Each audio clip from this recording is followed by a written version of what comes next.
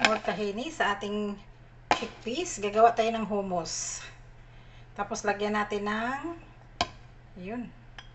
lagyan natin ng lemon after. Ito. 1 teaspoon itong ginagamit ko, guys. So, 2 spoon gagamitin nyo. Ayan, kinuha ko yung sauce. Ayan, mga 2 spoon lang na tahini. Ox na yun.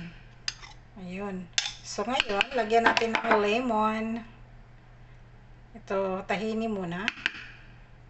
Tapos, mayroon tayong lemon. Ayan. Halo natin yung ating lemon. Siyempre, lagyan natin ng black pepper. Ito. Mayroon tayong black pepper. Ihalo natin para masarap. Yun. Tapos, i-blend natin siya, guys. Blend muna natin siya.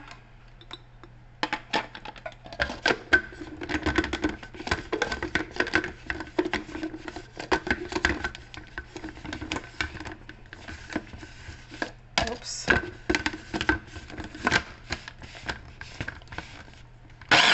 Yun. Kita nyo yan, guys. Ayan. Yan. Dito natin ilagay para sure. O, ibaba natin.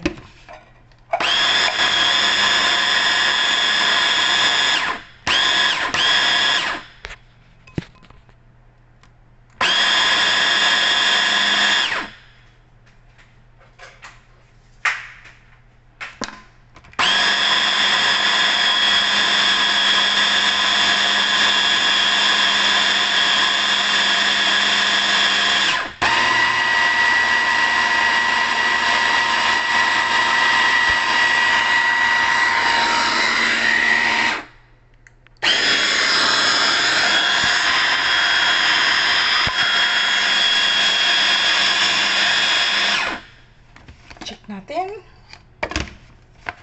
More.